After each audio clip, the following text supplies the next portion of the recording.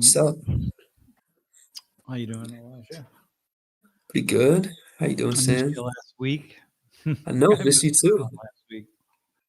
Would you say? I said I missed everybody last week. I was on my own, man, just trying to make it happen, Yeah. going as quickly as Oh, possible. the crew, the three Hey, amigos are back. you know, I realized just a quick thing. I don't like when people do these kinds of podcast type things, and then they have a lot of banter back and forth that's kind of meaningless before they get started. Yeah, I'm not a fan of that. I'm like, dude, yeah. Let's not get do that. get started. But I Yeah. do want to say one thing. I realize right now I'm wearing a white shirt, and yesterday in class I had a white shirt on. Last Tuesday I wore a black shirt, and in class on office hours on Wednesday I wore the same black shirt. Just because I just wore it to class and back and took it off, and the next day I put the same shirt back on. But it wasn't, just I only had it on for a couple hours each time. But Yeah. anyway, I gotta work on that. But I um, mean, I was gonna comment on the white shirt. I was gonna say it looked nice. I was gonna say you're looking yeah. GQ right now. Well, I'm GQing it. Yeah. Um, yo, man, are you following the news, Elijah, or are you too busy working? I'm doing a lot. I'm like Ubering, I'm doing grad school, I'm doing this. So I'm not keeping up a lot with the news. As much as I would like to. Whenever I see something on like social media, I mean, I think social media can keep me slightly updated on certain things, whether or not the sources are that great. Um, Yeah, but it's too complex, actually. Yeah, it's too yeah, complex. And yeah, so this morning, um, or as I was going to bed last night, I stumbled upon this conversation with this Eastern European academic with a Chinese scholar. And wait, hang on, let me see if I can put it in the chat. Um, yeah, here actually, I'm going to put it in the chat. Um, I think he's Eastern European, but and with this Chinese scholar, and the Chinese scholar was really thoughtful. And so I have this habit of listening to scholars and thinkers, thoughtful journalists, not like people that I feel like are really being thoughtful, like really smart. Journalists are great sources of insight because those who are really dedicated to their job, they ask good questions, and their job is to break the world down into little parts and then present it to other people. It's and kind of what you yeah, do if you're a certain what kind of academic, right? what would so let's say there's people that were joining this. This is the first time they saw you, Yeah. uh, on the YouTube channel, and you're saying, oh, like thoughtful people, like to you, what would determine like thoughtfulness?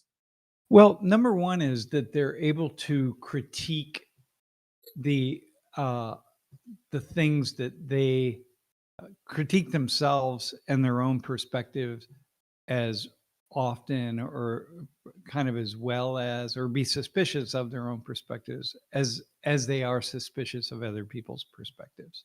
Yeah. So Mhm. um And so you get really good at that. And so like your own country, your own culture, your own leaders, whatever, you got to be, you have to, there's a way in which some people just lean toward critiquing their own nation or their own country or their own leaders more than they critique other people, right? And part right. of that is simply because you don't know what's going on elsewhere, right? Like, I don't know what's happening in Indonesia. I think I said this a couple of weeks ago. If I did, and I knew the names of certain people and I knew the corruption and so on, then I would critique them. But I'm mostly not talking to Indonesians. And so why would I even bother to learn who they are and what they're doing? It doesn't make any sense. So then, therefore, I'm going to talk about my own, the things I am familiar with, which are going to be the things that are, I'm most familiar with, things that are happening in my own country. So a lot of times there's a criticism of people because like, oh, you just hate your country. It's like, no, it's just, people will say that about other people. Sometimes that's true, right? But oftentimes it's simply because that's just what people focus on. It's very difficult to know what's happening in other places if you don't have a Mhm. reason to do that. Like, you Right, know, because that's what they know, like the blind scholar and the elephant, like that person is yeah, speaking from the position that they see yeah, and see the most. And so in yeah. regard to this scholar that you were talking to, Well, he was this journalist, he was giving a critique on what again, where's his position? Like where does he well, where's he from? he was talking about this war, the war from the perspective of China. And he's a guy. He's not very. He looks like And he's which maybe war? 40s. The Uh, the but war between Iran and the US? yeah, the war. The war in Iran. But I mean, it's hard to this war. I mean, I don't even know who. It's just so complex at a certain point. Anyway, it's a global conflagration in a certain way, right? Because the consequences are impacting Are good. everybody around the world, and if they're not impacting places yet, they will very soon, right? Um Mhm, but mhm. he's a he's a thoughtful analyst on China. And I think, man, if you don't listen to thoughtful analysts from inside of China who are giving you a perspective, that he then you're not going to have any idea what's going on inside of China. It's Right. just kind of like the United States, right? If you're on the other side of the world and you think you understand the US, but you don't ever listen to an American who's someone who's living here talk about what's going on, you're not going to Right. understand it. Forget about whether you've ever traveled here or not or For something. sure. So, Uh-huh. which you And don't have to travel somewhere to understand it. But you have to have different things that you're thinking about. But so in any essentially, case, like this go was ahead. a Go ahead. thoughtful, yeah, this was a thoughtful perspective from somebody who was an insider. He knows about China and like so some of those things. He was Been thinking speaking about China. commentary on Iran and the global impacts from the Mhm. perspective of China. Well, the biggest part of this is him being uh, yeah, I'm with Matt. There's so many good podcasts on China these days. Yeah, totally. And the Chinese are starting to uh yeah, Glenn Deason is a professor of Russian international affairs. Yep, yep. Yeah, and Glenn, these guys are it's just a different perspective. And the Chinese guy, professor, it's mostly uh he's he's not an apologist for China, but he's able to talk about China in a positive way. Like, look, let's look at these things. Let's look at these things that China has done, right? And let's think about what I, China's doing. Think about how the Chinese leaders are thinking about what's happening now and 5 years from now and 10 and 20, et cetera, et cetera. What are their plans? How are they thinking? Thinking with I the feel best like of intentions, because right. Chinese leaders, they have the best of intentions for their country, just like our leaders have the best of intentions for our country. And you can make an argument that that's not true for Biden or Trump or whatever. But the fact is that's what's going on, right? I mean, it doesn't matter whether we agree with them or not. But the point is, so anyway, wow, man, it's just so interesting to just for a moment to be Chinese and not start with uh, a just a negative assessment. Start with a positive assessment and So see like, whoa. as a listener, I'm like on the edge of my seat. You know what I mean? Like you're speaking from, like you're saying, like, man, all these things like about China and like what it's like to be. Can you spill the beans and like what are some of those things that you've heard him say that's like giving you a window inside of these like perspectives that you heard from this journalist? Okay, well, listen, it's what Eric just said. It's like this, like people, not only in the U.S., but this is everywhere. Really, people are very myopic, and they don't understand that we're in this global economy, man. And like right now, this is not this war with Iran. It is like impacting the world in ways that, like, oh man, and so many complex ways. Once you stop that oil from leaving and going out into the ports around the world and fueling these economies, it's not about the economy of the Philippines or of Vietnam or or Malaysia or Nigeria. Well, Nigeria is a little bit different, but it all of that, the chickens come home to roost, so to speak. All it this is, there are products, ships, cargo ships. There are products going all over the world, back and forth. Man, this isn't about, the US has, we're if you're thinking like, oh yeah, well, we need to just make sure that we get what we need, dude. What we need is what other people need too. When they win, we win. This is a tight knit web of interrelationships of production and consumption. So when other people are losing, eventually we're going to lose. It's just back and forth. And so I don't know, man. It's very, very, very. Uh, yeah, you gotta be in the global world system all the time, man. Mhm. Are Um, there Are there specific impacts that were I'm sorry, I'm the questions that I'm asking, I'm trying to no, get go you to ahead. be specific. Are there some specific impacts that you're seeing where it's like, "Whoa, like, you gotta be involved in the global world system to see this," and it's not about just, like, what the US needs, it's about all of these things coming together, so are there, like, specific impacts that you're from all of the research that you've done, where you're like, yeah, this is the one thing that I could probably tell listeners that they might not be tuned into. Um, Yeah. that Well, here's the problem. If I answer mhm, that question, if I come up with a specific example, then you go down a specific rabbit hole, and it's not about any okay, rabbit hole. It's all interrelated, man. okay. And if I go back to so user Woo 5 WV. Oh man, you got to get a user. You got to get a username. I can. You got to put something in parentheses there.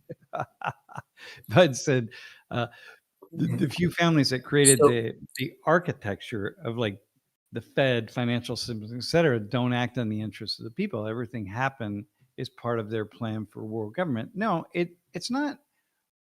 No, it's part of. It's because corporations don't they don't have national homes anymore. There are a few that do, like in Korea, for example. These big chaebols, these big corporations are still largely beholden to Korea, but Korea's Samsung and Hyundai and HK and so on. These are It's a small nation of 51 million people, so it's very different there. They're operating all over the world, but it's still a small nation, and so it's very homogenous in that way, and their economy is really built around these big corporations.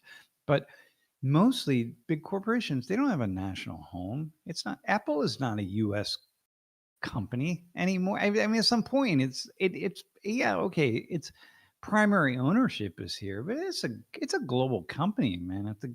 mhm, If people around the world stop buying Apple products, Apple goes down the tubes. And if they can't manufacture their products in other places around the world, and because of this war in Iran, when the shipment of goods back and forth, and all the advanced technologies can't be spread around the world, and Apple comes to a standstill. Man, it is just not about. It's not like we need to make sure that we put the Iranians in their place so that our corporations can flourish. Like that. That's not going to happen that way. And those corporations, in the end, don't give a damn about. Well, that's not true. I don't want to say it like that, but they're beholden mhm. to the corporations, man. So, like, through what you're saying, it sounds like you're putting an emphasis not on, like, this, like, two-way lane, of just, like, impact. It's just impacting 2 lanes. You're, like, putting emphasis on the importance of, like, how this impacts the network of Yeah, and it's not the just the entirety. war.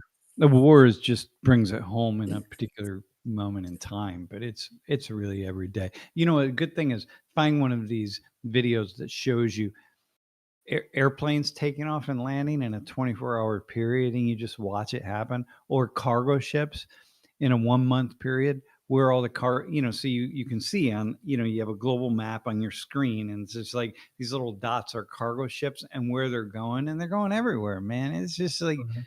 it is a global network of capital. Yeah.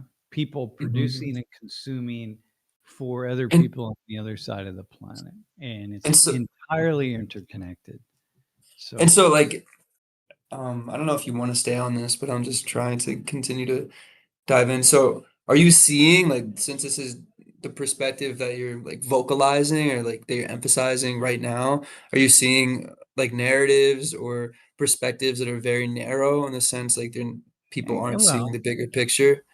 Or yeah, well, one I'm looking at, the Americans, and they're trying to restart these peace talks in Pakistan. It's peace talks, or the fuck, whatever that means. You know what I mean? Whatever that means. I mean the Right. insanity of that, right? But Mhm. between, the Americans and the Iranians are going to sit down, and then, each one. So the Americans, first off, I mean, it's just the absurdity of it, right?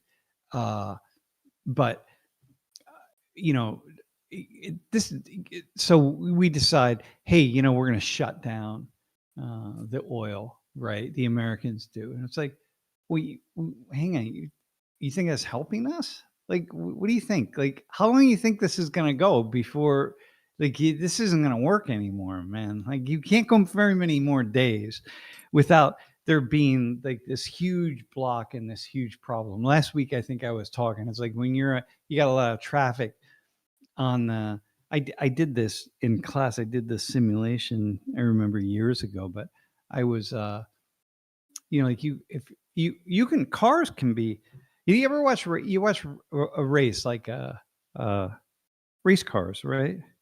On I like wasn't a you big see NASCAR guy or, like, F1 NASCAR or guy. whatever it is, right? You see how close those cars are together, and Yeah, like I've seen they're that. just 2 feet apart, man. They're going 190 miles an hour, and they're 2 feet apart, and they just stay in that. It doesn't matter. Like once in a while they touch, and then it's a problem. But mostly, man, they are so close together. Well, it's not a problem until somebody breaks, and then somebody hits the brake, even taps the brake a little bit, and then you got a big, huge problem. Well, that's the Right. same on a highway. Lori and I were just up on Route 80, and like we could be cruising along at 80 miles an hour, and we could be 3 feet from the car in front of us and 3 feet from the car in back of us, and there could be a long line of traffic, and we would be fine if we could just figure out how to everybody set their cruise control at the exact same pace. So like 79 miles an hour, everybody set it at 79, and we're all going to just ride it, 3 feet apart, and we're fine. It's not a problem. And then we can Mhm. go for 10, 20, 30 miles. You're good. But the moment one person taps their brakes, then you're going to have a backup, for could be miles. And it all happened from one tapping of the brakes. That's what we're looking at in this global economy. So Oh, you and so that analogy refers to the global economy in the sense that, like, if like, what would tapping the brakes And look the like oil, in the right? The go tapping of brakes is the oil. So hang on. Well, let's just go. We're gonna stop the oil from leaving uh, the Gulf for what? Hang on, man. How much? One more day? 36 more hours? 48 hours? At what point do we does that the shutting off the valve lead to Mm, a tapping of the brakes that leads to the just like, oh shit, stuff just like it just begins to close down, and you can't stop it, and once it starts you can't stop it. And so these right. folks are thinking, um I don't know what they're thinking, man. And so that tapping of the brakes and then the car crash, to continue the analogy, would be, like, failure in a certain aspect of the economy for a country or, like, in terms of, like, gas prices or Yeah, I'm just I don't know if well, that's here right. I'm here just I okay, so here, hang on. So I want to go back to user woo 5 wv whatever. um I think you're talking to me in the comment that you just made. Here's my problem. Um, here's my problem, and this might be my ignorance. Uh, it might be my just unwillingness to go a certain place. Um, but when I don't, man, when Hmm. what you wrote about the few families that created the architecture of like the Fed, the financial system, et cetera, I I'm just so uh, I'm so reluctant to to draw that line with the few families. There's so many families, and it's so complicated now that we can talk about what happened in the 1920s, 1930s, or whatever. But like, oh man, I'm just so reluctant. As soon as you say that, I'm just really reluctant to to jump in there, right? It doesn't mean I'm right, but I just have a natural inclination to be like, oh no, man, it's just not about that. It's about so much more than that. But I don't know, it may be that it just sounds too conspiratorial, and maybe that's exactly what happened. And I don't know. I don't know. What It's actually a good what is podcast right now. Go ahead, man. Go ahead. what's Wu saying? Like, what are you understanding for those that may not be understanding? Well, there's It's like leading you to seven. respond in this way. Uh, hang Maybe on. others are on the same page. I'm just trying to guide for others that may not be like Yeah, understanding hang the on. Look, question the way that you are. no, the issue is just like the conspiracy. There's like a dominating elite that's really kind of created this economy in the way that they've created it, and they're just running with it, and they're in Mm. control. Somebody's out there in control, and I would make the argument that nobody's actually in control. But I could be wrong. I don't think it's like that. Uh, but but but again, I don't know. Hang on. So like this might be like the Illuminati or kind of Yeah, I'm looking for like I'm looking for a or like BlackRock. yeah. Hang on. Here, I got this. Um, so this dude, um, this is a really, really, really. This is the Ezra Klein show. It's a podcast, and it's it's just. Hang on, hang on. I'm gonna put it in here. Oh man, I don't think I can do that. I Yeah. think Laurie's mentioned that. All right, I can't do it. I can't put it in. No. But listen, this. So there's this. Ezra Klein interviewed this woman about. She's an author, right? She wrote this book called The Second Estate: How the Tax Code Made an American Aristocracy, and really, really amazing interview. Really fascinating. Her name is Ray Ray Madoff, and definitely worth a listen, and definitely worth checking out her book. And if you don't hear her here, the book came out, so she's on going to be on a lot of different places, but really worth listening to. Um, and what it makes me realize or think about is it's something that I do think about, but then what happens is I just start going down a particular road and I forget certain things or I don't pay attention, and that's why I didn't want to answer your question about give me a specific example, because the moment I give you an example, it becomes like that becomes the thing itself, and the thing is so much bigger than anything we could talk about in a single conversation, let alone a single sentence that is going in a particular direction. So, but this woman writes this book just about the tax codes and man, about the ways in which the uber wealthy have just created this system that they are just an aristocracy beyond anything we imagine, man. And yet we look at people like Gateses and the Bezos and, you know, all these folks, right? Michael Bloomberg and Warren Buffett, all these people, man. What's his name? Who's Trump's guy? The rocket ship guy, the Tesla guy. Oh, Elon. Yeah, Musk. The problem is in this world, we can't not see these people somehow as celebrities, right? It's like sports stars or about actors or whatever. We just get like googly eyed about them because they're worth so much money. But this woman in this book just breaks down the tax code to say like, yeah, these people aren't paying their fair share, even close in taxes, and whatever the fair share is. But and no, if we got them to start paying taxes, it's not going to crash our economy. Like dig into this, man. And this is a free podcast, so you can listen to this. And Ezra Klein he's middle of the road. He leans left pretty strong.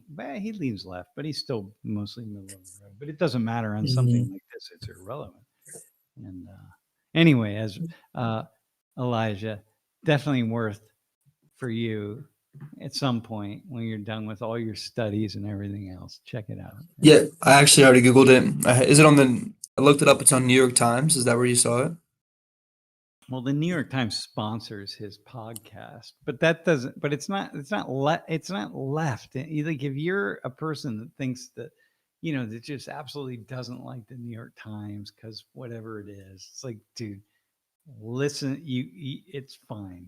2/3 of everything that he does on his podcast has 3/4 has nothing to do with these kinds of politics that in the way that we talk about them. This is Right. just a sharp analysis. And in a place where people on the right and people on the left absolutely would agree. And the only people that wouldn't agree are the people who just have every reason in the world to like hang on to all their money and not pay any taxes whatsoever. And like, yeah, why would you? Why wouldn't you want to? Other than the fact that you feel like it's gonna crash the world if we don't. Like you absolutely have got to do that. But you know, then at the same time, if you're not beholden to a nation, then why would you pay any? Why would it matter? Just hang on to your money and let other people deal with the things they have to deal with. So this is part of the problem. You know, it's Yeah. man, it's crazy. Like she gave the example, you know, like, bro, here, like this is the thing. And this is what I know that this is one of those things that like I know is true, but then I forget that it's true and I forget how profoundly impactful it is. Let's say that you bought Apple stock. I bought Apple stock when I was, you know, 30 years old, right? And I spent, you know, $10,000 on Apple stock, and now it's worth, you know, $50 million. Okay. Well, the way historically it works is, you know, they pay dividends out, and then I get those dividends, and those get sent to my bank account, and then I got to pay taxes on those dividends, which is fine, you know. But increasingly, corporations, they don't pay dividends out; they just the value of the stock increases, right? So they do these buybacks. They keep doing buybacks, and then the value increases. So that's why my Apple stock goes from, you know, being worth $10,000 to 50,000 to a million to 10 million to whatever it is, right? It's just that the value of the stock keeps going up and then it divides and et cetera, right? Now I have this $50 million worth of Apple stock. I'm not paying taxes on because I don't have to pay taxes on it till I sell it, right? So that's fine. If I sell it at some point, because let's say I want to buy a $40 million yacht. Well, I'm going to have to sell my $50 million worth of Apple stock. And then I got to, you know, I'm going to have to pay taxes. So I'm going to get my 40 million or 35 million, whatever it is. Well, now it's going to be 40 because, you know, we've lowered the capital gains tax so much. Okay. So now I've had to pay $10 million back to the US Treasury. All right. Okay. But what if I just take my Apple stock and I give it to my heirs, or I put it in a trust, or I put it somewhere else? If I give it to my heirs, if I have kids and I give my $50 million, my Apple stock, which is now worth $50 million, I give it to my kids. Okay, well, I don't have to pay anything. So my kids have my Apple stock, right? And so now they've got $50 million. Now, if they want to sell, they don't have to pay taxes. There's nothing because I gave it to them. Now, if they sell it, then they're going to have to deal with the same thing I would have to deal with. But here's the thing: once I give it to them, the whole clock starts over. So the money I would have paid in taxes, they would have paid, we would have paid. They never have to pay any of that. The capital gains between $10,000 and $50 million, that's all capital gains in there. So you got to pay taxes on that because that's, you've gained from that, right? Well, but they'll never have to pay anything on that. They'll have to pay taxes on the capital gains starting at $50 million, man. And Wow. and it's like, oh shit. Oh my God. So Jeff Bezos, this is why these guys like Bezos takes, what's he take? Like I think he makes like $80,000 a year in income. That's it. He doesn't take any money out of Amazon in income. It doesn't matter. It's irrelevant. He just finds all sorts of ways to pay for things without taking any income. So he doesn't have to pay taxes on anything. Right. And like, and we sit back and we hold these people up as though somehow they are so amazing in our eyes. And there's such amazing people because they've done this great work and built these great companies. And so we cannot look at them except with googly eyes. You know what I mean? Like they're special. Like when you see a celebrity walking down the street and like, oh my God, there's a celebrity. Like, oh my, let me take a photo. You know what I mean? Like, it's like, what the Right. fuck, dude? Who cares? You saw him on the screen, you see him on the street. It doesn't matter. You know what I mean? Right. They're just a person.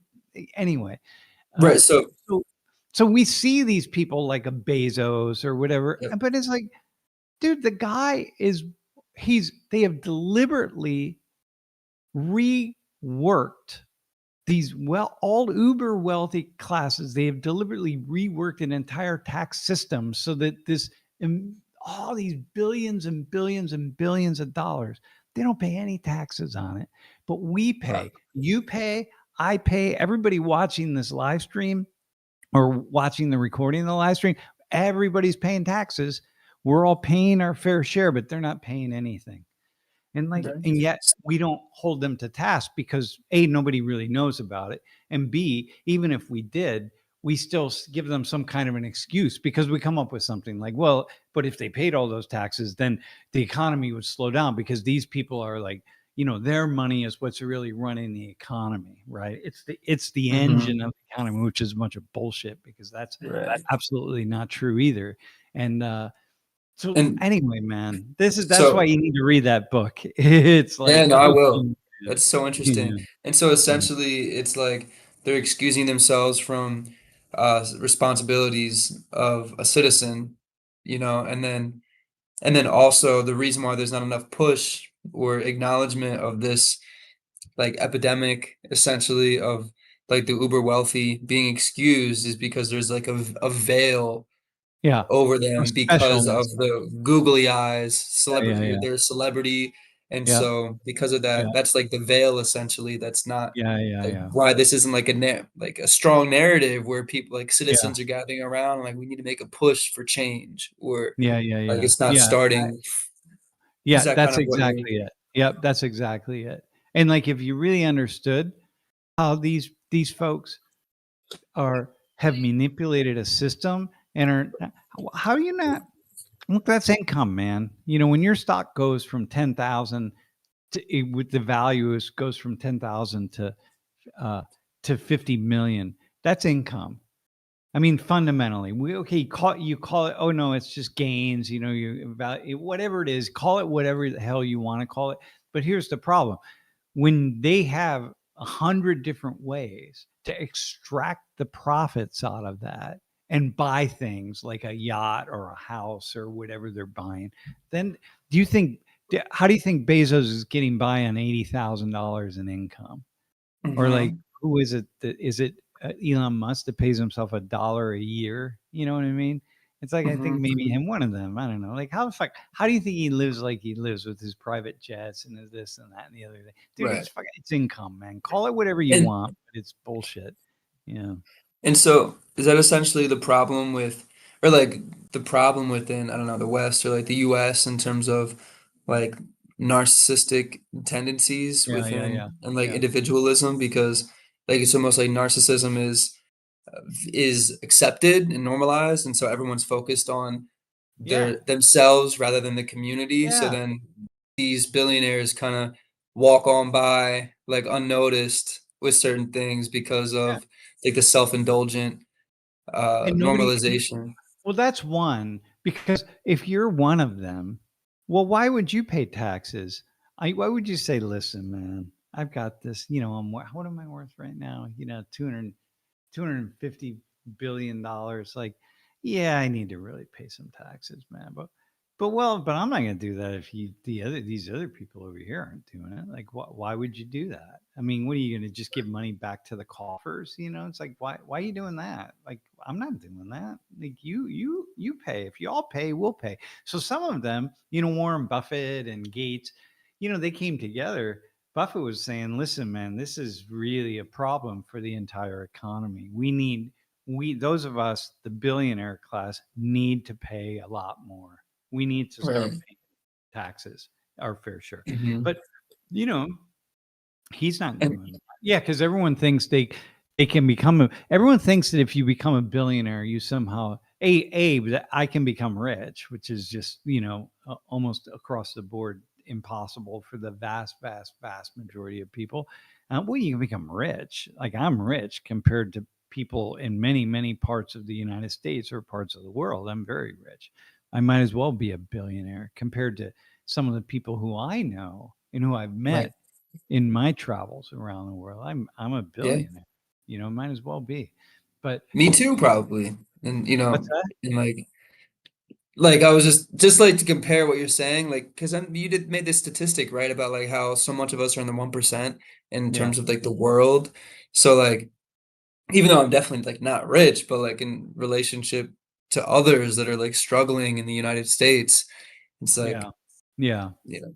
But Yeah. like yeah, maybe that was Yeah. a stretch. But I was also thinking like what you were saying in terms of like a billionaire being like, oh yeah, I'm not going to. Wait, did I cut you off? Just Yeah. checking. Okay. Yeah. I just want to make sure I wasn't cutting you off. But like a billionaire saying like, yeah, like I'm not, why would I pay taxes? It's almost, is it like kind of the same mindset, but for those that aren't rich, they're like, why am I going to push for the narrative of social change or like I just got to chase my bag.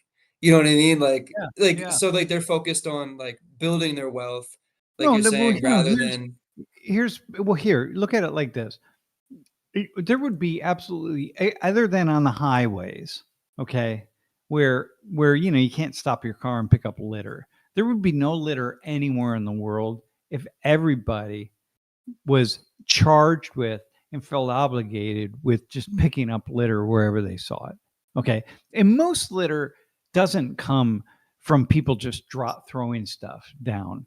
Lori and I were driving a couple weeks ago, and we're on I don't know, one of these Route 78 or whatever, and there's this truck, and the things are just coming off the truck little by little. And I was gonna go up, try I was gonna with the window we're down. going 60, 65, 70 miles, but I wanted to really pull up next to the truck and be like, dude, like, you look at, but you just see stuff coming off the truck. That's Most litter is not done intentionally. It's very much unintentional. Okay. You're on a boat and you're eating a candy bar, you're in the ocean, and then suddenly the wind goes and the wrapper of the candy bar is in the water. And then it ends up on the shore. And then you think, like, who threw this candy bar wrapper? And well, no one did. The wind came along and they knocked it off a boat, but nobody intended to litter. I mean, most things, but there would be no litter in the world anywhere except, again, on the highways. If if people felt responsible and felt charged to pick it up, because we would all just pick it up. But Right. I'm not going to pick. Once in a while, I pick something up. I'm walking across campus and there's just a piece of paper on the ground. Not once in a while. I will very often pick things up and just pick it up and throw it in the trash or recycling or something, right? But Right. like, but but we don't. You don't do that because it's just not what everybody does. But if it was Right. something that we all did, like wear pants when we're in public, or cover our private parts or whatever, they Yeah. wear shoes. I don't know. But then there would be no litter. But that's the same with And wealthy people. It's like, and it's yeah, like most people will pick up the litter in their own house, right? I mean, the litter or like the trash or, like they'll, or in places of, like, for example, like, those that have a workplace and they see something within their own workplace that shouldn't be Yeah. there, they'll pick it up. But it's like, how do we make like citizens feel like they have ownership over, like having a sense of ownership? Because like if you have a sense of ownership, or you're more likely to, you know, Yeah. do better for the space that you exist Exactly. in. But Dude, exactly. So you're the billionaire class. You don't have ownership for the country. They know, like, listen, man, Warren Buffett, I was listening to a talk about this, and he's saying, like, we're in really deep trouble, man. We've got these people with trillions of dollars who are controlling trillions and trillions of dollars who don't pay taxes on any of that. This is actually a real problem. It's the just the interest on our national debt is killing us. And we're not, we just can't fuel this economy in the way that we need to fuel it. And this is just killing us. You got these people just sitting on all this money, and it needs to go back into the public coffers, pay down the debt, and just deal with the things that we need to do. But he's like, yeah, but we're not going to do that. And so it's the same thing, man. It's the same thing. People know it, but they don't. It's hard to do it, dude. I have seen yeah, litter that somehow, like, when people put the recycling out on my street and it's a windy day, suddenly there's just fucking paper and stuff just blowing around the neighborhood. And I'm like, oh right. God. And they, come on, man. Why did you not see it was windy? Did you? Sometimes I'll walk by and like at somebody's recycling bin, and I'll take something that's on the bottom Mm, and put it on top to be, yeah, hey, it just so it stops blowing all over. But in the meantime, maybe I'm in my own yard and I see a piece of paper out by the back area, right? By my back yeah, tree. I uh-huh, don't immediately go out there and pick it up because it's not mine, even though it's yeah, on my yard now under my trees, but I don't uh-huh, feel the same obligation to pick it up as I would as if it was my piece of paper and it blew back there. Cause I'm like, well, I didn't drop that back there. And then at some yeah, point I stop and I'm like, wait, hang on a second, dude, this is your yard, right? So now that piece of trash is your trash. So and it's not going to go into the next yard because it's caught under the trees, so it's going to stay there. So you're going to just look. How are you going to look at it all summer long? Like, whatever, go pick it up and throw it in the trash. See, so there's that sense of ownership, that that and these guys, switch, right. no, Mhm. and these guys don't That have any national boundaries. But Elon Musk, these guys, they've got houses all over the world, so they don't whatever. I'm like, yeah, I'm here mostly in the U.S., but I hop on my plane and I go wherever I want to go. His money is it's global capital, so they don't feel the same obligation mhm. that I 'Cause somebody else might feel. 'cause it's like there's because, like, in that example that you just gave, you have, like, felt impact of, okay, my community or my area will look dirty, or my area is, or, like, this isn't, like, whatever impacts that you're understanding it has on, like, your community, your space, other Yeah, spaces, and for those, you're saying, like, because their geographical, like, territory is just yeah, so vast, and yeah, yeah. they're like, what are the impacts, uh, for what impacts are needed in order for, like, ownership to be, or, Well, like, someone consequences, or Someone has to come along. Well, first off, politicians could come along and change the tax law.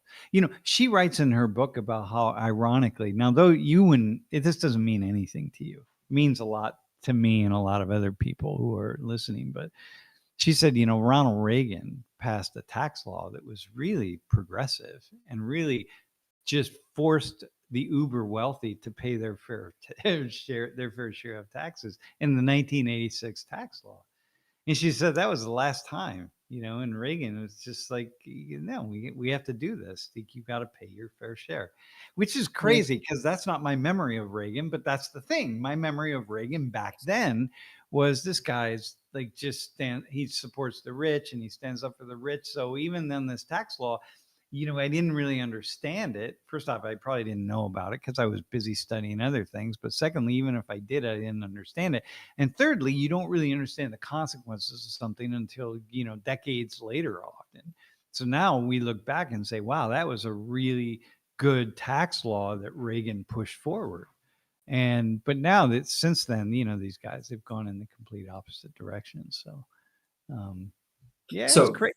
Listen, man, I want to go back. mhm, Check this book out. It's called I The will. Second Estate. The woman's name is Ray Madoff, as in like You said the second estate or second state? the Second Estate. Yeah. Second estate. I'm gonna check if it's on Audible. Here, hang on. I want to put it. Yeah.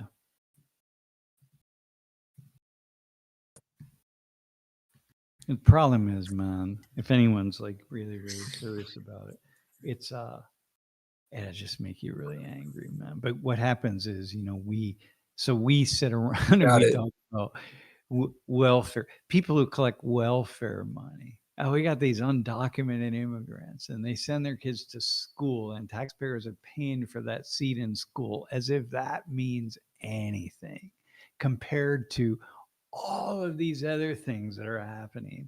Like it's so tiny. It's so tiny, but it keeps the rest of us fighting against each other. And then we're not looking at these celebrity gazillionaires. Man, yeah. And what did you say kept us fighting? Well, like the thing is, I mean, we're conditioned to have this conversation about the social problems around us. Okay. So it's like, yeah, it's poor people who could work, but they don't work. It's undocumented immigrants, Mm, illegal immigrants, whatever, who are, getting some kind of taxpayer funding right. for X, Y, or Z. It's these kinds of things that we look around and we say, hey, that's not fair. That's not fair that you get a check to stay home on disability when you're not really disabled, and you could take a job at a call center just Right. because you can't move your legs really well. Sit down in a chair and take a job at a call center and answer phones. Your voice is good, your hearing's good, your eyesight's good, you can sit up straight. So like that's not fair. I don't want to, you shouldn't get Right. a disability check. Like I'm paying into that, so like why should you get Mhm, that? Which is like, okay, that's fine. That great. I love it. Like, okay, yeah, mhm. I agree. Like, okay, that's a bit of a problem for me as well. But the problem is, see, and this goes back to me being unwilling to give you a single example of what I was getting from listening to the interview about China. Okay. Because the Mhm. moment I give you an example, that becomes the thing itself. Whereas Right. when is the moment that I say, like,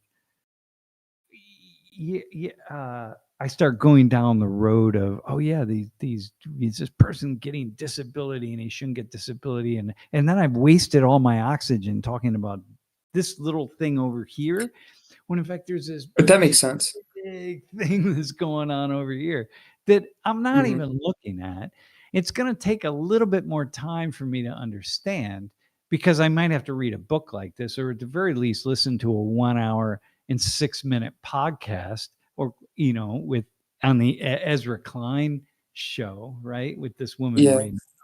And it's going to be Mhm, like it's going to be just a little bit more, it's going to be more complex. But mhm. I can talk about my neighbor down the street who gets disability and doesn't work but could be working at a call center. I can do that. Yeah. And that makes that example is helpful though when you talk about um issues that people within a certain like demographic or like class within the United States and those that like the aristocrats are just like removed from those Yeah. conversations or from those issues because it's not something they Yeah. have to worry about. And Yeah. so like Madoff is trying to express, well, like there's all of these issues that are being communicated, but we're missing a puzzle piece Yeah. We're essentially missing. of like And she's all of brilliant. these issues could be funded more so like Yeah. by Yeah. the missing Totally. puzzle piece, which is like the Yeah. lack of money we have because they're not paying taxes, I do totally, man. Yeah. Totally. And which and this woman, by makes the way, sense. she's just so she's really smart. She's really smart. And yeah, but you know, but that's where we are. It's been that way probably from the beginning of time. People, in the instead of looking at the village leaders or the kings or the whoever it is, live just stealing from the whatever the serfs and the impoverished people, because by some so-called divine right they're king, and then their stupid son or daughter will be the prince or the princess. You know what I mean? And then Right. meanwhile, you and I will go fight with each other in the mud and the slop over here about stupid stuff, and when we should just be going after the king, but we don't, What? because the king has got us to believe a certain thing. It's just like how Right. much when Bezos got married, uh, what was it? Wasn't him? He's the Amazon guy, right? Bezos, Yeah, yeah, yeah. Bozos.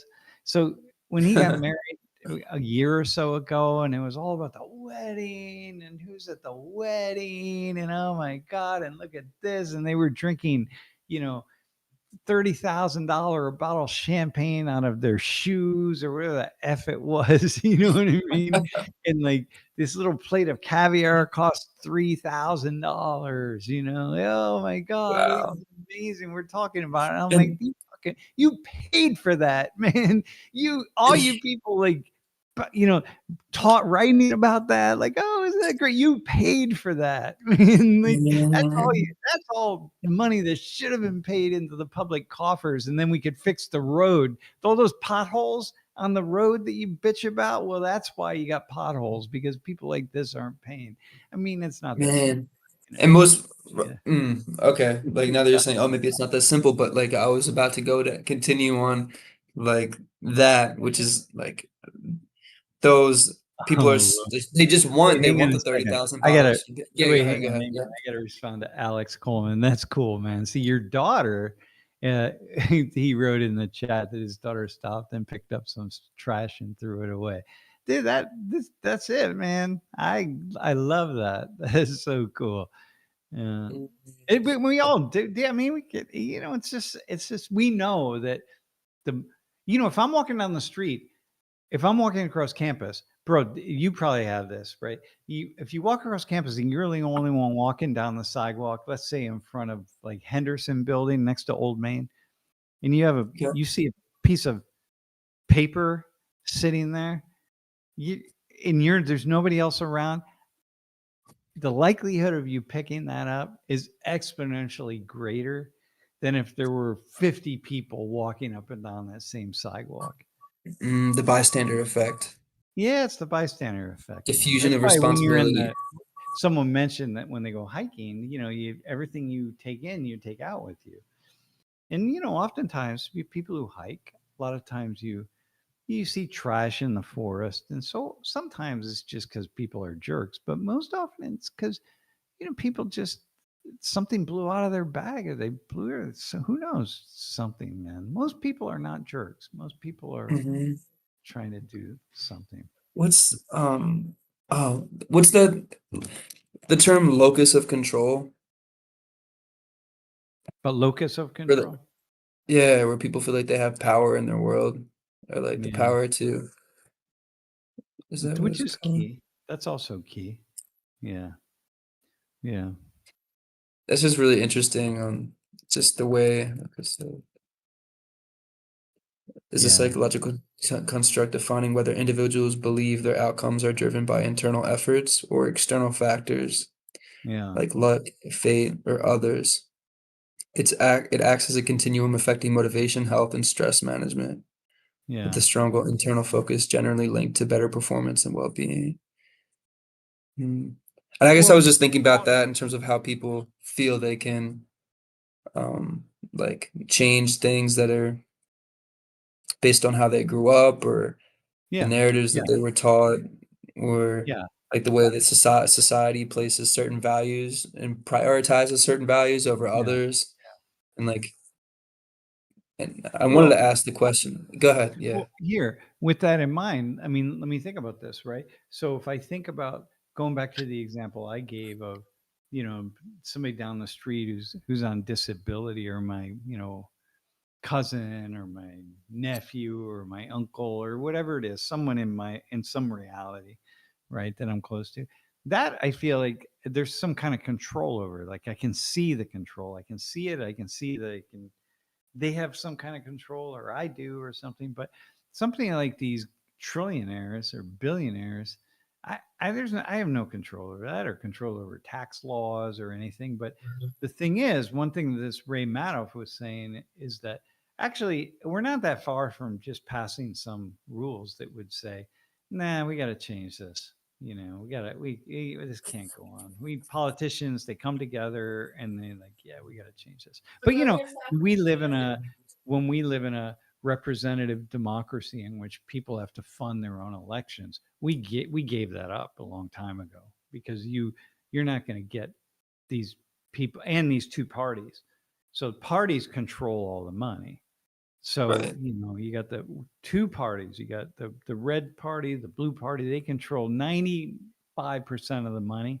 So if you want to run under the auspices, under the umbrella of those parties, then you depend on them, and if and that means that you're going to have to do the things that that party wants you to do, and at all costs the party wants to win.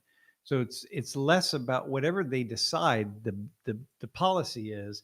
That's the policy, but the party wants to win, and the policies of course are going to get put in place by and large by people that are paying the bills, meaning the people that are funding the parties. And so it's going to be really difficult to change our tax laws, but it's not Uh-huh. impossible.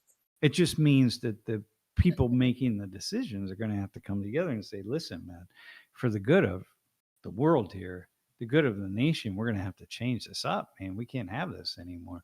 And, we could do it. It Do you wouldn't think? take a lot. And the irony, by the way, y- the irony is going to take somebody like a Donald Trump to do it because it's going to have to take Okay. somebody like that who's just could thumb their nose at everything else. And this guy, the ironic thing is that sometimes he thumbs his nose at things and he does things that are against what would appear to be his own interest. Now, usually he does things that are in his own interest. Like there's a big analysis just came out about the new, like the White House, the new ballroom they're building. First off, the idea that this is not like kind of the pub. Doesn't the public own that space?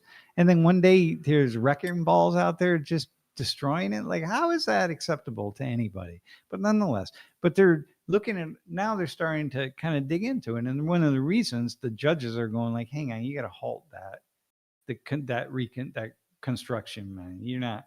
It's like going through the courts because there are all these secret deals that are being made as to who gets to build it, who the architects are, and what it looks like, and who's building it. And it's like, oh my god.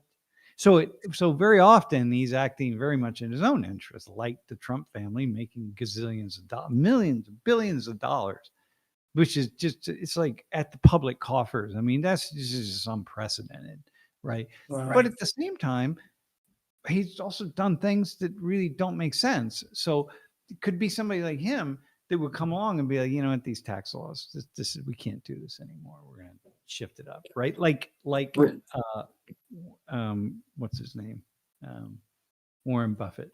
Probably what, not. what do you But what do you think that is? Is that like just like a good day for him? Like he just wants like one day he just I wants think to be it's the mostly hero he just wakes or up in the morning. He just says stuff and then he stops and thinks about it and he has to recorrect or redirect because he just speaks. He's like, a 3-year-old who just says random stuff. He's like, wait, what'd you say that for? Like, what's that have to do with anything? And then he has to adjust policy along the lines of things he says. Like he's on Twitter last weekend. He's like, it looks like we're gonna have a, a peace agreement in place by the end of the weekend. The Iranians are all set. We're in agreement on almost all 18 of our principles, right? And 10 minutes later, the Iranians send out on Twitter or where they send it out, not on Truth Social because I don't think they're on there, but so it's like actually that's not true. We're not even in conversation. Like, what are you talking about? So it's stuff like that. You just think, I mean, it's a cross between Monty Python and a Kafka novel, if you could do that. Yeah, a Vonnegut. It's a Vonnegut Kafka. It's as though the Monty Python group wrote a novel that they in the spirit of Kurt Vonnegut and Franz Kafka. That's what it is, man. And then What I a read it collaboration. and I think, oh God, yeah, but So whatever. for like It's nice. for these politicians to like 3-year-olds create. don't say random stuff. Yeah, you're right. Yeah, you're right. I wasn't. I don't know what I was thinking. I knew that. I knew it wasn't really 3-year-olds. Yeah, they don't know. Who says random stuff? Well, I do sometimes. So there you go. 65-year-olds. By the way, I Yeah. laugh because I can't.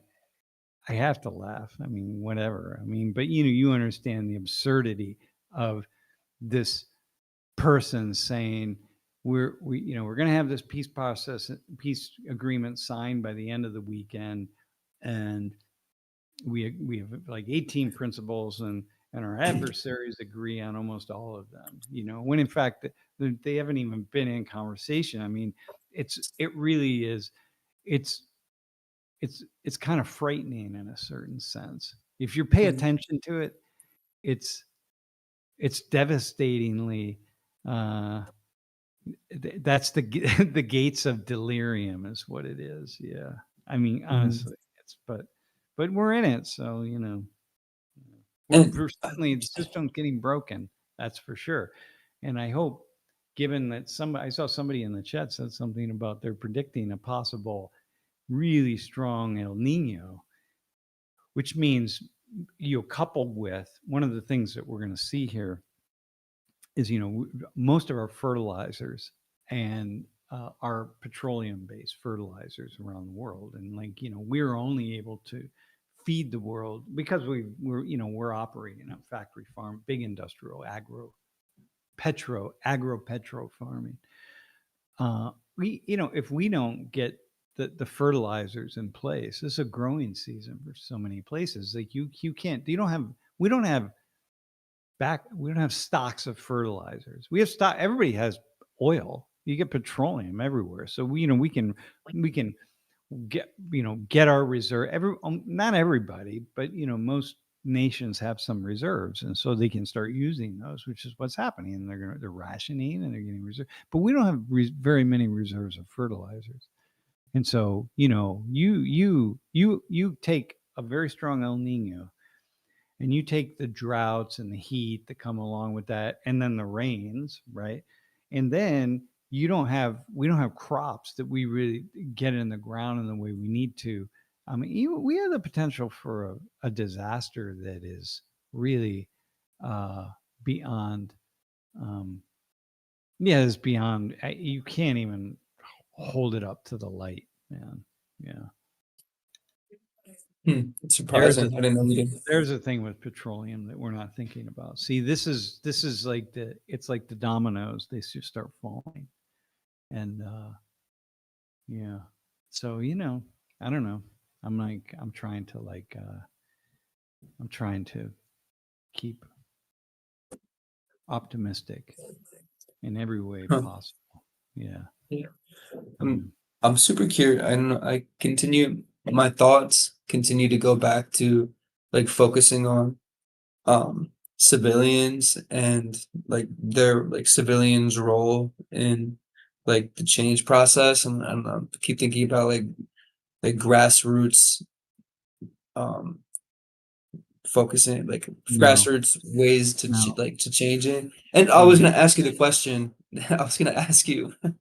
no, dude. um Civilians have no role in any of this because we have so no way to put pressure on that's what I was about politicians. to ask. So like in terms of um like do you think it'd be possible, and I don't even know if this is the right way, but just to get your mind to put you there, is like boycotting or No, like no, these certain like none of that no, is even no.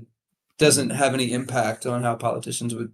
No, I don't want to be negative about it, but it's like we are we are too distracted. First off, people don't understand the gravity of a situation, right? And when we do if you did understand the gravity of the situation, people would be out in mass protesting right now, right? Right. So you don't, and so we don't get that. The politicians have zero reason to listen to their constituents, right? So you say like, oh yeah, but we need the constituents. No, they have zero. They have every reason to listen to whoever's giving them money because they need the money, because they know they can use the money to manipulate, to shift the thinking of their constituents, because it's still like people, we still know fundamentally, except in very few instances, that it's about name recognition, man. That is the key, name recognition. You just keep hammering people and they become the front running candidate because someone says, because the average person says, oh, I recognize that name. Oh, that must be a good person since I recognize his name. So that's the one I'm going to vote for. I mean, that is just fundamentally how elections operate in this country. Mere exposure effect, and I think that's mere exposure effect. Yeah, this totally. Yeah, exactly. So therefore, how do you put? You're not from the bottom up. You're not going to be able to put pressure on the entirety of the people making the decision. You can put pressure on some people, but the entirety, no, you can't. You can't do that. So therefore, that's not where but it has to happen, you know. But it's going to have to happen because behind closed doors, some of these people that are beholden to the money that funds them, that feeds them, right? They stay nonetheless. Like, look, man, I know that we got this thing going on over here, but we're going to have to make a different decision. Just like I know the Supreme Court is doing. You know, these guys are talking about stuff behind closed doors, going like, listen, man, these are very smart jurists, and they are walking on the line of a kind of a breakdown of civil order, of constitutional order, that is very, very dangerous on some of these decisions. And you know they're having some behind closed doors conversations that are like, Mhm. man, we're gonna need to think about this here. That's just, and if they're not, I would be absolutely of course they are. My God, Mhm. you know, just It's little ju- private conversations about. It's not conspiracy. It's just like, yeah, you're in control of a lot of things here, man. And this isn't just let's playfully. Let me see how I can play with my mind and my thinking and make a case for this thing over here. It's like, yeah, there's also consequences for that decision. So I'm smart enough to know that I'm going to have to think about that. Yeah. right. And and so I'm a yeah, some of these genius are to identify and explain gravity. Yeah, I know. I know. Yeah. Well, I'm thinking that there are a lot of just really smart people. There are a lot of really smart politicians. These guys, they know. These folks know. They know what's going on. Every time I listen, almost every time I listen to one of these, like at the gubernatorial or congressional or say, I mean, at these legislative levels, when I listen to people, I'm I'm really as often as not, I'm very impressed by how much they see things, and they still, it's hard, you can't, their job is to get reelected, so you can't turn away. And but I don't know, we'll see. so you're just like relying on the integrity of some people that are in there, and like essentially is what you're saying, like the jurors or those that have to walk the line of like because of the potential impact it could have on like a civil breakdown or so, Yeah, and like so yeah, we're yeah, essentially relying on the integrity of those yeah, that are yeah. Well, you that's think it. they would have, there are some decisions that have been made that you think they would have been having these conversations, a couple of years ago, right? But whatever. Sometimes it takes, you got to have your back to the wall to realize, wait, hang on a second, this is really serious now. This is not. We're not. This is not fun and games. We gotta yeah, we gotta think about some things. Uh, because So not necessarily. It doesn't seem serious. It's like, okay, I'm gonna go out and protest, and yeah, okay, I protest, but then I sort of look around me and I think, whoa, hang on a second, man.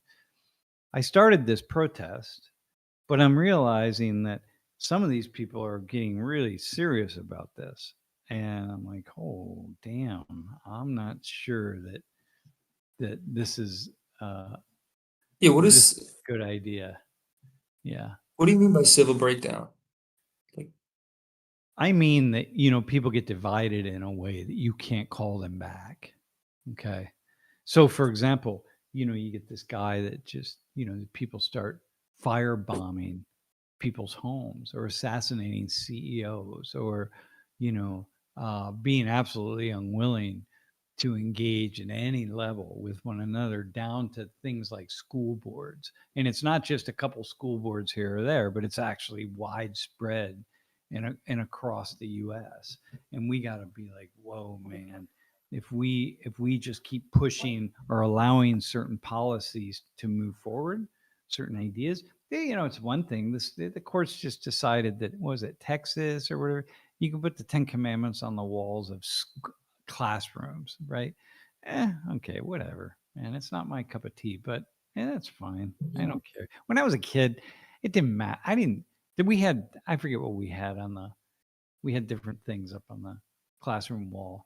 It was just a joke to us anyway. It didn't matter. So it's like, right, this. I'm right. just speaking for me, right? So it's like, Mhm. whatever. Put the Ten Commandments up there. Who cares? But how far are you For gonna go? some, Like, how right. far are you gonna go, man? Like, what else are you gonna put up there? You gonna make people memorize that? Because we're not all Christians here, or Jews, right? So the Ten Commandments, or Judeo-Christian, or Muslim, because that's also part of it's all part of the process, right? It's like, yeah, how far are you gonna push? You gonna see how where we want to go with that? And then we got the next law, and the next law, and the next law, and before we know it, we're like, well, when did we become this? Like, how did that happen? Well, it Mhm. happened because you made these series of decisions, each one of which seemed like it was small, but you put them together in a lineup, and over time, it became pretty damn consequential.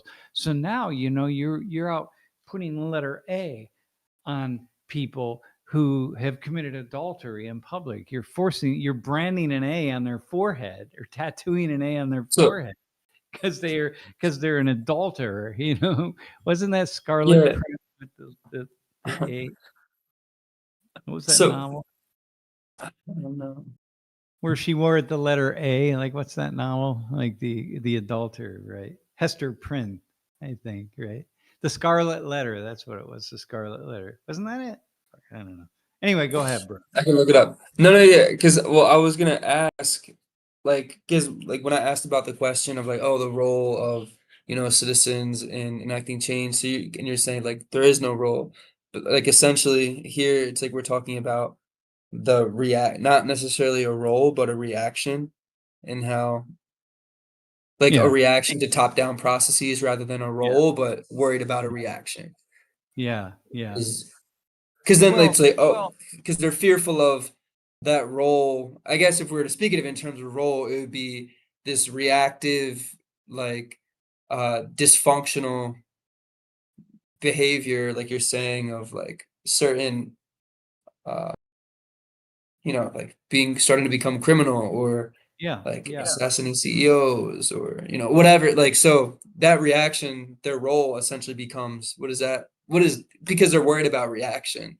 But yeah. so Well, I mean, their a role doesn't emerge until they're reactivity or like Well, there are a lot of things, right? I mean, one, it's like how like so we have, Trump saying like, "Hey, I'm going to fire the Fed chair if he doesn't step down. I'm firing him." It's like, wait, how much power are you going to give? How much power does this person have? We do have these. They're called like curbs, right? It's like when you're going down the road, you have curbs so you don't like go off the rails and stuff. It's like, how? Hang on a second, man. Did we go too far? Like, the president should Congress has the power to declare a war, but you can circumvent that here and there. But what if suddenly, okay, you declare this war and then you declare that war, and first off, Obama was bombing in Bosnia, and then Clinton was bombing here, and then Bush bombed there, and then okay, and then suddenly, what if you get somebody who just starts bombing everywhere that they just damn well feel like? And at what point in time, it's like, hang on a second, man, we're now moving into World War IV. We bypassed 3. We're going right into 4. It's like we've created something here, and so we're going to have to, pull this back a little bit. So a lot of things can go off the rails in an indeterminate number of ways, and so that's I mean it's all it happens in big ways and it happens in small ways, and you know so I don't know. That's interesting. Like in the appreciative inquiry course that I'm taking, it talks about like all stakeholders being involved in a process Yeah, rather than like traditional organizational development where it's just like stakeholders, it's the stakeholders are top down, and it's like yeah, you're talking about how, there would be like things would go off the rails if it's just a top down process. So there's too much yeah. weight coming or from the or top. or if people on the bottom just lose their minds because of groupthink. So this is the problem with DE and I, right? So cancel culture. It's like, wait, hang on. You're canceling that person because of what? Like I used to in class, I gave the example of the guy from Papa John. He was in this conference call and people came out and they said, "Oh my God, he dropped the N bomb." Right? He used the N word and like, oh my God. And then it just spiraled into this thing. And the guy had no choice whatsoever at that point in time, because this was the peak of cancel culture, to resign. And then it turns out what was happening was, he was speaking about, he was had zero tolerance for uh for offensive language and people being racist and so on, right? And when he was a kid, he listened to, I don't know, it was like his uncle dropping the M bomb, but he said the word. Like I listened to that, and I just found that just incredibly offensive. Whatever it was, some story. Basically, that was, if it wasn't that story, it was something very similar. And he used the Mhm. word in that context by saying like, I have zero tolerance for any of that, but he used the word. So Right. someone comes out and they're like, "Oh my God, he used the word." I'm like, "Motherfucker." So, and then he becomes the racist who uses the N bomb. And I'm just like, Mhm. you've lost your damn mind, man. And that's why DE and I, it just, when you have enough of those examples like that of people just get way too much power and way exercising Right. their stupidity first off. But it's not stupidity when you're just playing the telephone game and then you're just piling on one after another, right? Like when people came after me because somebody made up the lie that I said something, when in fact I was saying what somebody else said, but it didn't matter because people didn't hear that. They just came after me. So, Right. uh, So again, like the like the top down system, yeah.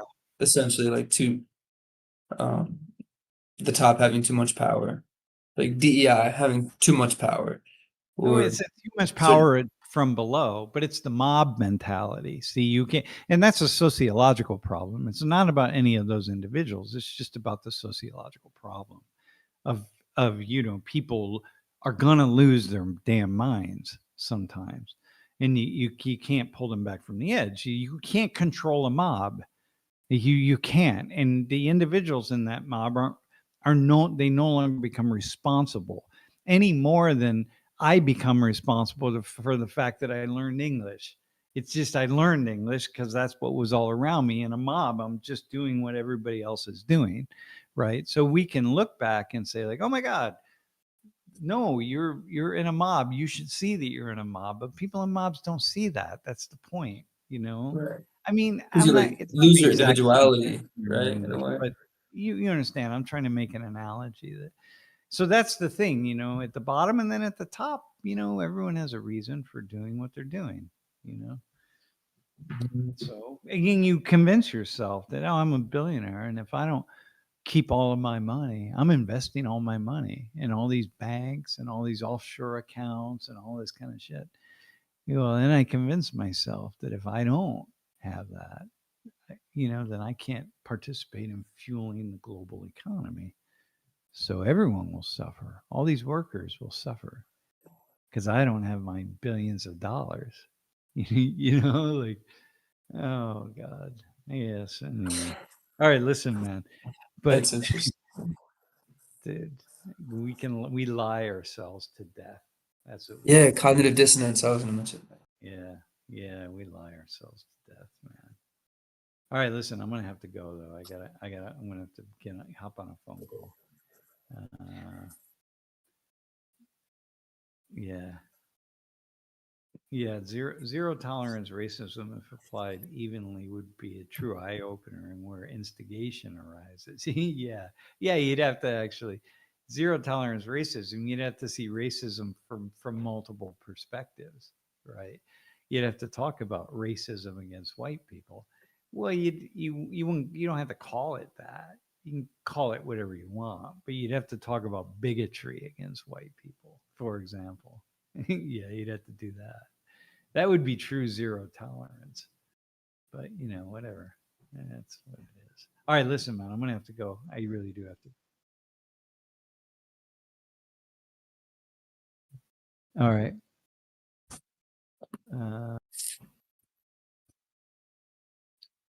Where do you have travel recommendations for 20-something years old? Wait, is that a question for me, Jeff? Yeah, my travel question is go wherever you can go that you spend the least amount of money and have the greatest amount of interesting experiences. Yeah. Go somewhere where the cost of living is pretty inexpensive. You can afford it so that you can go have lots of interesting experiences.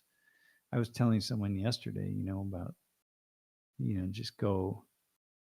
I mean, I think about me one time. When I look back now over the course of my life, and I think about the experiences I had that were the most pivotal to who I am, and I was telling them the story of how I was in Nicaragua in 1987 in the middle of the Civil War, and I was walking down the street in this little town. I mean, it was a mud street. I mean, they weren't paved roads or anything. And I came upon this old woman sitting in front on her front porch, and half of her house had been blown away because it was the war. And she called me over, and we sat and we talked, and I never forgot that woman, man. I never forgot her. And she told me, she said, no matter what you do, gringo, she said, yeah, Eric, go hit some golf balls. Whatever you do, gringo, make sure. I mean, we were speaking in Spanish. Go always talk to your students about what's happening in places outside of their own country. And I'm like, boom, man. I never left that. Never, ever, ever forgot that. Anyway, so yeah, have experiences like that. You don't know. You can't plan those. You just plan. You just have them. But okay, all right, man. I am seriously out now. We will have an interesting class tomorrow. We have a guest coming in from out of the country. I mean, coming in via Zoom. So, all right. Okay. See you, everybody. Be well, and thanks, Elijah. Once again, nice questions. I appreciate it. Thank Right. you, boss. Go hit golf balls, everybody. Stay relaxed. Read that book.